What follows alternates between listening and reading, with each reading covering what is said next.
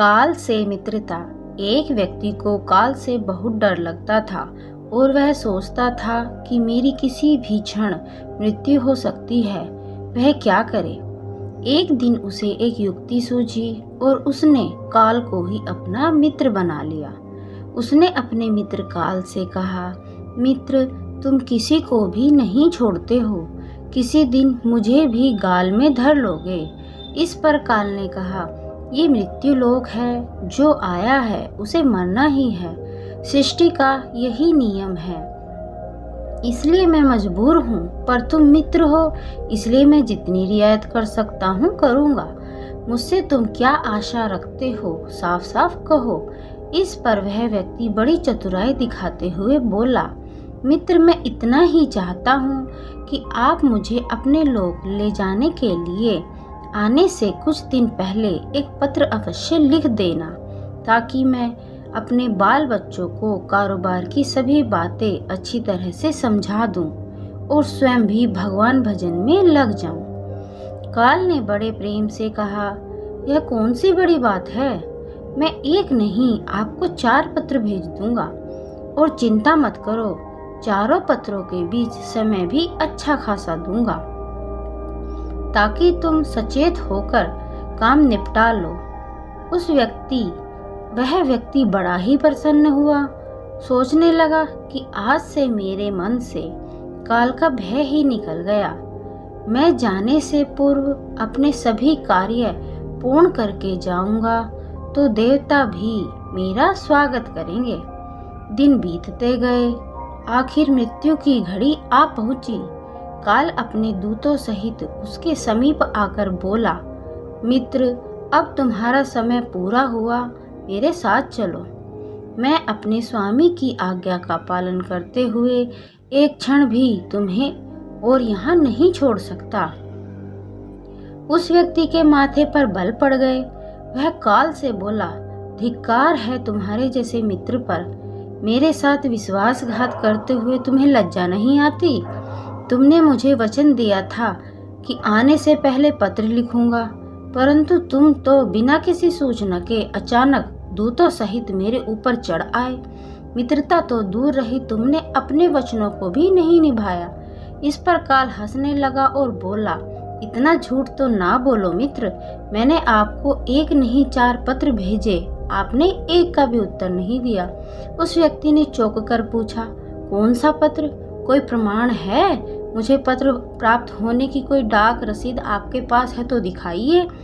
काल ने कहा, मित्र, घबराओ नहीं, मेरे 4 पत्र इस समय आपके पास मौजूद हैं। मेरा पहला पत्र आपके सिर पर चढ़कर बोला, आपके काले सुंदर बाल उन्हें सफेद कर दिया और यह भी कहा कि सावधान हो जाओ, जो करना है कर डालो।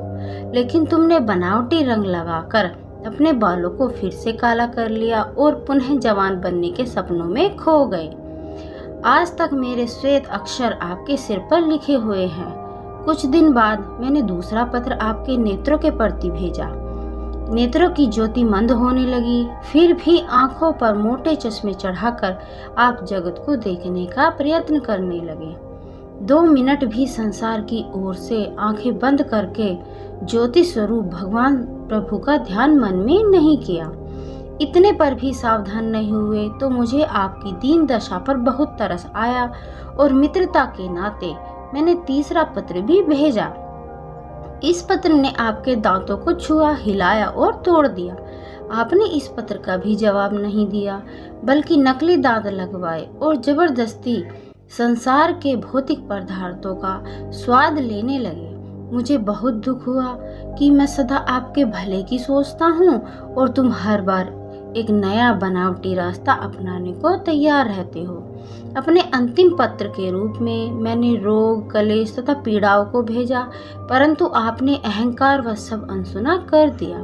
वह व्यक्ति काल के भेजे हुए इन पत्रों को सुनकर फूट फूट कर रोने लगा और अपने विपरीत कर्मों का पश्चाताप करने लगा। उसने स्वीकार किया कि मैंने गफलत में शुभ चेतावनी भरे इन पत्रों को नहीं पढ़ा।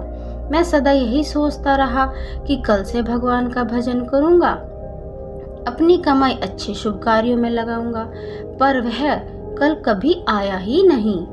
काल ने कहा, आज तक तुमने जो कुछ भी किया, राग, रंग, स्वार्थ और भोगों के लिए जानबूझकर, ईश्वरीय नियमों को तोड़कर तुमने कर्म किए। उस व्यक्ति को जब कोई मार्ग दिखाई नहीं दिया तो उसने काल को करोड़ों की संपत्ति का लोभ दिखाया। काल ने हंसकर कहा, मित्र, यह मेरे लिए धूल से अधिक कुछ भी नहीं है। धन, दौलत, शोहरत, सत्ता, ये सब लोग संसारी लोगों को वश में कर सकते हैं, मुझे नहीं। काल ने उत्तर दिया, यदि तुम मुझे लुभाना ही चाहते हो तो सच्चाई और शुभ कर्मों का धन संग्रह करते। यह एक ऐसा धन है जिसके आगे मैं विवश हो सकता था, अपने निर्णय पर पुनर्विचार को बाध्य हो सकता था, पर तुम्हारे पास तो यह धन धेले भर का भी नहीं है। तुम्हारे ये सारे रुपये, पैसे, जमीन, जायदाद, तिजोरी में जमा धन संपत्ति सब यहीं छूट जाएगा। मेरे साथ तुम भी उसी प्रकार निर्वस्त्र होकर जाओगे जैसे कोई भिखारी की आत्मा जाती है। काल ने जब मनुष्य की सब बातें सुनी तो वह हाय हाय कर कर रोने लगा। सभी संबंधियों को पुकारा, परंतु काल ने उसके प्राण पकड़ लिए और चल पड़ा अपने गंतव्य की ओर। तो मित्रों, यह अटल सत्य है कि हम एक दिन मरेंगे जरूर। हम जीवन में कितनी भी दौलत जमा कर लें, कितनी भी शोहरत पा लें, कैसी संतान होगी, यह सब निश्चित होता है, समय के गर्भ में छिपा होता है, परंतु हम मरेंगे एक दिन। बस यही एक बात जन्म के साथ ही तय हो जाती है। समय के साथ उम्र की निशानियों को देखकर तो कम से कम हमें प्रभु परमेश्वर की याद में रहने का अभ्यास करना चाहिए। इसमें तो हर एक को, चाहे छोटा हो या बड़ा, सबको प्रभु परमेश्वर की याद में रहकर ही कर्म करने चाहिए। इसलिए सदैव प्रसन्न रहिए। जो प्राप्त है वही पर्याप्त है। धन्यवाद दोस्तों।